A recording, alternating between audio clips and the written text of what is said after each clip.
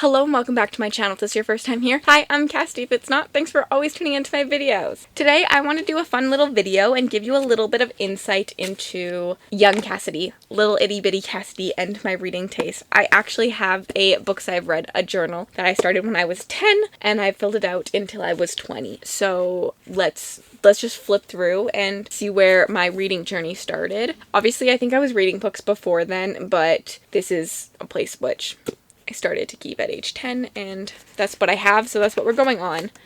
It was started in 2007. I was 10. My aunt gave it to me. One of the best gifts I think I ever received. So the first and many afterwards are the Warrior Cat series. So my first book title is Midnight by Erin Hunter. This was published in 2005 and I received it from my grandfather in 2007. And I believe this book changed my life. Like, I full on will sit here and tell you that this book changed my life. It was, the Warrior Cat series just follows a bunch of cats that are in clans and they have to live. There's like a political fantasy for kids, but it's cats and it's great, and there's like love between the cats and like Romeo and Juliet love between the cat clans. There's like politics and scheming, and there's bad cats and there's good cats, and there's a quest they have to go on.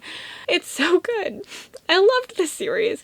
I have never cried as much as I cried in the third Warrior Cat book that I read. I think it's the third one, when Featherpaw dies, and I dreamed of having these cats. I actually wrote a 1,000-page fan fiction where I wrote my own clans, my own cats. They went on a journey, and my lovely grandfather read it for me and edited it for me. Now it's no longer to ever be seen. I no longer have that file, which is kind of sad, but also thankful that it'll never see the light of day. And the pages that we printed out for my grandfather probably went to the recycling, so no one will ever have to see it because it's really embarrassing. I remember cats getting sick along the journey, and I will say, I think, although I had read before this, the Warrior Cat books were like, I remember sitting in bed and binging them, like all in one sitting, and then I could not wait to get the rest. I think this is the series that really made me fall in love with reading. This book is kind of fun because it'll tell you like where you received the book, the interest in this book, ideas expressed, message and plot, favorite characters, quotes and lines. When I finished this book, I felt other books to read by the author and who you'd recommend this book to, and then there's also a place for notes. I love that during my favorite characters in this, I listed a lot of characters. I could not choose, and when I finished this book, I felt urged to read the next book, which I really liked. The second book, I would recommend this book to kids that like cats. And there is a lot of Warrior Cat books, so we're just gonna continue until we reach the next book that's not Warrior Cats. There's a lot of them. There's so many. Oh, September 2008, we have read Seekers, The Quest Begins, which is the polar bear series that the same author wrote, and it's very similar to the Warrior Cat series. I only read this for a little bit. I read like 3 books, I think, and then I put it down and didn't enjoy it as much as the Warrior Cat books. I was not a polar bear kind of gal, apparently, but I still love my cats. After this, we have Olive's Ocean, which I have no idea what this book is about, so apparently didn't excite me that much, but in the comments I said this book was interesting and one of the best books I have ever read so far. Then we go back into a little bit of Warrior Cats, and then we have Twilight by Stephanie Meyer. I read this in 2008. Wow, I was young. I borrowed my sister's book to read it, and I was a Edward gal. I did not like Twilight. I did not like Jacob. New Moon is the worst book in this series. I always skipped it when I reread it. I'd read Twilight, Eclipse, and Breaking Dawn, and then I didn't even like this first half of Breaking Dawn, so I would often just read Twilight. I would often just reread the last half of Breaking Dawn again and again and again because that was my favorite part of the book. And yeah, I'm not a fan of the movies, never was, but I definitely loved these books. And then right after that, we read Amazing Grace by Megan Shull. This was in December 31st, 2008. My parents gave this to me, and it is about Grace, who is a celebrity trying to be a normal girl. She goes undercover, but I believe she starts to fall in love and things go wrong. This book is a book that should never be seen by the likes of anyone, but I'm showing it on the internet because at some point, I don't think the first time I read it, but I think I reread it when I was a little bit older. Maybe not a lot. I don't know. I actually don't know when. I decided to highlight things that I related to. Oh look, March 27th, 2013 is when I highlighted things, so way later in life. It's embarrassing. This is really embarrassing. I highlighted things that I was relating to, and let me see, Casti was an emotional mess. I was dramatic, and I was obviously upset about something at the time, because I've highlighted things like, I'm done, everything's going to be okay. But I really hope that I did the right thing. You can never be real, never actually tell someone what you think. I hardly recognize myself, because honestly, if I don't laugh right now, I'll cry. Like, how dramatic am I? He's not cute, he's gorgeous. And I smile, but it's impossible, and I use every muscle in my stomach to not melt onto him. Why did I just share this with the internet? I don't know. They should be locked in a vault and never shared. I was a dramatic little kid that did these things. I don't think I've highlighted or written in a book since this moment, and I think it's because I scarred myself when I looked back on these. I remember thinking it was such a good idea, and now I look back at these and I was like, what was going through my head? Like, what was going on in my life that these are the things I was highlighting, and these are things I was relating to. Like, 2013, I was young. What was wrong with me? But yeah, originally I read this book in 2008. And then we have more warrior cats. We have New Moon, Eclipse, and Breaking Dawn. And then we reach Fablehaven. Now, Fablehaven is a series that I still read. It's one of the ones I will reread as an adult. I love Fablehaven. And yeah, it's amazing. Fablehaven follows our two kids who go to their grandparents' house and they accidentally drink the fairy milk. They don't know it's fairy's milk though.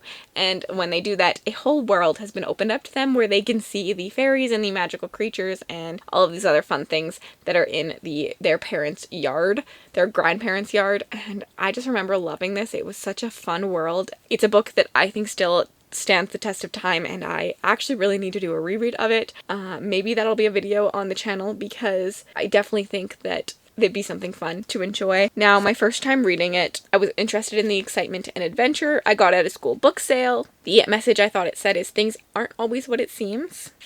Then I read a Charmed book. I read a Twilight book. I read The Outsiders in school in 2010. That's in here. I loved The Outsiders. I'm skipping ones that I have not heard of anymore, or I don't remember, because obviously they did not make that much impact on my life. We have Fablehaven 2, Fablehaven 3, and Fablehaven 4 I read in 2011.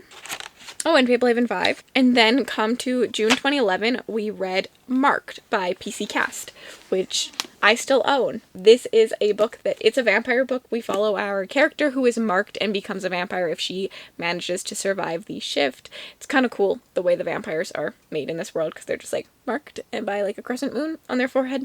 Yeah, and then they go to a vampire academy, a vampire school, to learn how to deal with this change and the powers they get and the bloodlust. And I really, really, really enjoyed this series. Enough that, wow, Casti wrote another really embarrassing fan fiction. This one you can still find on the internet. It's actually on Wattpad. I don't know why I'm telling you these things, but it's there. I wrote it with my two other friends in junior high, and we each wrote a character, and we went like 1 POV, 2 POV, 3 POV, and we just rotated through them. There was probably literally no plot in sight. We just started writing things and kind of went off of the last chapter that someone else wrote and hoped it would all make sense in the end. It was never completed, but it is on Wattpad still for people to see. My embarrassing life, but I loved this one. My favorite character is Eric, the hottie with a disgusting past, but he's cute and courageous with a passion for romance. Oh, I'm so embarrassing. And then we continue the House of Night journey. And then in July 2011, I read The Hunger Games. The Hunger Games, everyone knows The Hunger Games is about, right? It's about Katniss Everdeen. She has to go into the Hunger Games and fight for the death. Simple as that. I was Team Gale. I was not a Team Peeta girl. It was a good time. My interest in this book, just so everyone knows, I like the individuality, like how it's a different kind of topic, and I liked the descriptions of the food. Good to know. Oh, apparently I did like Peeta in this, okay? But I was Team Gale. I remember being Team Gale, but Peeta was in the favorite character. Katniss did not make it into the favorite character. I was a 2011 girl crushing on the boys in my books. We kept reading. We read Catching Fire. Oh, Catching Fire. Finnick was my favorite character. I mean, Finnick was everyone's favorite character. Then we continue the House of Night journey. I read a lot of that series. A lot. Mockingjay. Katniss is finally my favorite character. And then we get to a series that I loved, and I never hear anyone talk about. Nightshade by Andrea Kremer. I actually have no idea what this series is called. It is a quartet, and I loved the series. It was werewolves. I was thinking maybe I should reread this just for fun, you know? And I remember really enjoying I had only been reading, like, vampire books up until then, so I remember thinking, wow, this is so cool because it's werewolves, and werewolves I liked because I didn't like Jacob in Twilight. The plot of this is Calla has grown up knowing she was destined to marry Ren and form the new Guardian Pack. She had always accepted it until Shay shows up and begins to love her. Now she's left with a big decision. That's what I wrote in here. My favorite character was Ren. Ren's destined to marry Calla, but he really does love her. Sure, he's possessive and jealous, but he's brave, strong, compassionate, and a great alpha male. With 3 hearts. Cringe. And when I finished this book, I felt upset with the ending. It felt too abrupt, but I was eager to get to the next book. Notes. Calla rescues a human boy. Yes! I was so embarrassing. Oh my gosh. So then I continued this series, which might be called the Immortal series. No, I did not continue this series. I continued the series, and in the second book, Calla became my favorite character. In the third book, Connor was my favorite character. He's super funny, always cracking jokes, and super laid back. Plus, he's really good with a sword. I always liked my men with swords. When I finished this book, I felt horrible. I bawled my eyes out. The ending sucked. Other books to read by this author are themed the prequel trilogy, Rift Book 1. It's only a trilogy. I only think I ever read book 1 of the prequel trilogy. I also like that I would like to say I would recommend this book to my friend. For the first book, I put Taylor, my best friend at the time, and put Taylor, and then for the third book, I put in cap locks angrily, Tay again. Like, I was pissed this thing was still asking me, like, and Taylor hadn't read it. Not that I ever told Taylor, because I just had to write in here someone I would recommend it to, and I always filled it out. My best friend, Taylor! And then I went into, I think, my John Green phase, where I read An Abundance of Catherines, The Fault in Our Stars, Looking for Alaska, and Paper Towns, and I read all 4 of these. I still have Looking for Alaska. I remember this one really making an impact on me. I remember feeling like I related to the character. Again, very dramatic, Cassidy. And in these ones, I remember thinking I was an English major, and I wrote all about the symbolism. So in Abundance of Catherines, Colin is a child prodigy who has been dumped by 19 Catherines. When it happened again, him and his only friend take a road trip to meet a girl named Lindsay. When I finished this book, I felt like either reading another or writing a novel. I would recommend this book to anyone who is the dumpy, not the dumper. And we have symbolism. We have dingleberries. The boys use it to get the others to back off. It becomes a symbol of their vulnerability. The Catherines, who each time are just a replica of the first one, all that matters is that they had that name. And he got dumped, calls them K1 to K18, because their personality doesn't matter, he's just repeating the same cycle until Lindsay. Themes, individuality. Colin wants to be unique, Lindsay molds herself to the situation, Colin only dates girls named Catherine. Memory. Colin only remembers everything, but forgets that he dumped Catherine 3. Memories change depending on what you want. The other Colin symbolizes the antagonist in Colin's pursuit of individuality. All Catherines are the same to him, so shouldn't the same be said about Colin's, but he is the opposite of Colin in where Colin wants to stand out. You know, we have The Fault in Our Stars, where I finished this book. I felt an intense feeling. The book had many extreme levels to it. I feel like that's a fair way to feel after The Fault in Our Stars, which again, we have the symbols of water and cigarettes were a sign of the loss of control Augustus had. Looking for Alaska, which is the one that I feel like impacted me the most. When I finished this book, I felt like I was missing something. I looked back in the book more closely at symbolism. I wanted to understand this book in more than a superficial way. I'd recommend this book to anyone who enjoys English class. There was much more to this book than the surface, and this has a lot about symbolism, and the themes include mortality, Miles' obsessions with last words, and suffering, the labyrinth, home, what it consists of. Man, I wrote novels out. Then we have Paper Towns, which is all, the same thing. This one was good, but not as good as I wanted it to be. Then we moved on to Meet Earl and the Dying Girl by Jessie Andrews, which I do remember being a movie too, and I thinking it was a good movie. I read these in 2015, by the way. I was quite a bit older by the time I read these. Lord of the Flies in 2014, and I did not like Lord of the Flies. Lord of the Flies is a book that I really did not enjoy. I read it in school. The Great Gatsby I read in grade 12, 2015, and I really enjoyed it. The Handmaid's Tale I read May 2017. I read this while in Thailand. And then I think we get into and this is where I stopped filling it out. I never made it to the end, but I turned 20 by that time and I couldn't finish it because the goal was to finish it by the age 20, so I wanted to start a new one. That has flopped because I couldn't find something exactly like this. Other than that, things that weren't in here. One that there are a couple that are younger Cassidy So we have the Magic Treehouse. That one had a big impact on my life. I loved those, as well as we have this book, one I still own. I'm surprised it's not in there. I probably read it around the same time I read Amazing Grace, which was Into the Wild by Sarah Beth Durst. This follows Julie, whose mother is Rapunzel, and Rapunzel escaped the wild, which is where fairy tales lie. And then the wild comes to take over and puts Julie's town and kidnaps her mom, Rapunzel, her brother Puss in Boots, and her real life witch of a grandma, and Julie must do everything in her power to save them and herself before it's too late. I do really remember enjoying this one. Yeah. I think that's it. I think I've covered all of my childhood favorites then.